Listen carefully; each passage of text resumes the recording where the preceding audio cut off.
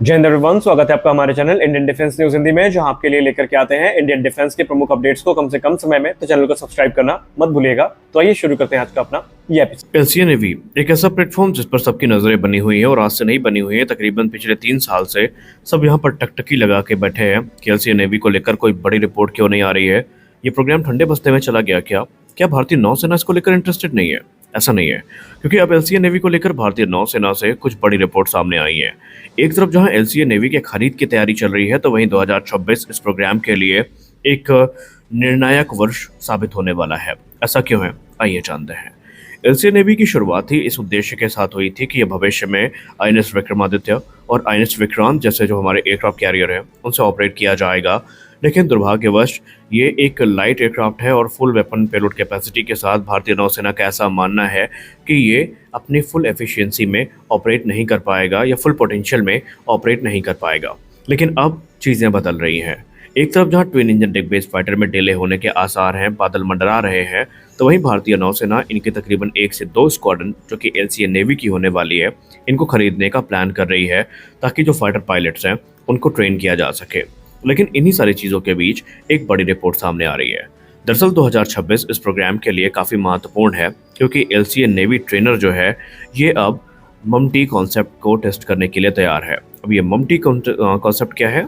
Basically man unmanned teeming concept जो है, इसके ट्रायल्स की शुरुआत 2026 से एलसीए नेवी की सहायता से की जाएगी और इसके लिए बाकायदा ये प्लेटफॉर्म ऑलरेडी सिग्निफिकेंट मॉडिफिकेशन से गुजर रहा है ताकि सारी चीज़ें पूरी तौर पर व्यवस्थित हो सके। अब अगर हम मैन अनमैन टीमिंग कॉन्सेप्ट की बात करें, तो इसमें बेसिकली मैन फाइटर और अनमैन एरियल व्हीकल मिलकर काम करेंगे और इसके चलते जो एक्सटेंडेड रिमिशन रेंज है वो हमें दिखेगी। काफ़ी एक एडवांस रास्ता मिलेगा जहां पर हम एनिमी के जो कॉन्टेस्टेड एयर स्पेस हैं वहां पर जाकर उनको तबाह कर सकते हैं। और इसके लिए बाकायदा एलसीए नेवी ट्रेनर प्लेटफॉर्म को as a test bed use किया जा रहा है भारतीय नौसेना की तरफ से, ताकि सारी चीज़ें टेस्ट की जा सकें।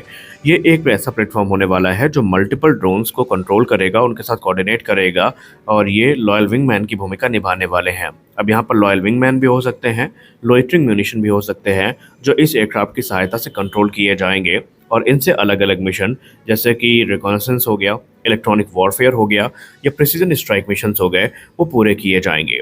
एलसीए नेवी ट्रेनर की बात करें तो इसे एरोनॉटिकल डेवलपमेंट एजेंसी की तरफ से डेवलप किया गया है और इसे बनाया जाता है हिंदुस्तान एरोनॉटिक्स लिमिटेड की तरफ से।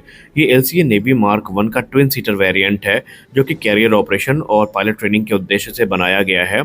इसमें हमें वो सारे एडवांस फीचर्स और कैपेबिलिटीज़ देखने को मिल जाती हैं जो हमें तेजस मार्क 1 में देखने को मिलते हैं। इसमें powerful general electric F404 IN20 engine use किया गया है और ये मैन अनमैन टीमिंग टेक्नोलॉजी को टेस्ट करने के लिए एक आदर्श प्लेटफॉर्म माना जा रहा है।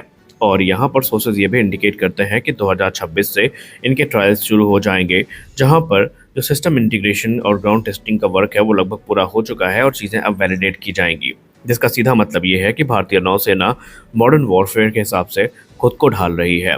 लेकिन सवाल ये उठता है कि आखिरकार भारतीय नौसेना इसको बड़े नंबर्स में लेगी या नहीं लेगी। एलसीए नेवी का क्या महत्व है?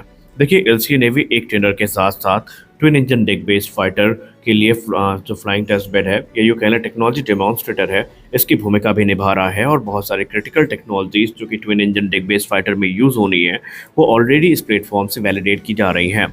तो इसका सीधा मतलब ये है कि भारतीय नौसेना शुरुआत से ही इसको लेकर इंटरेस्टेड है।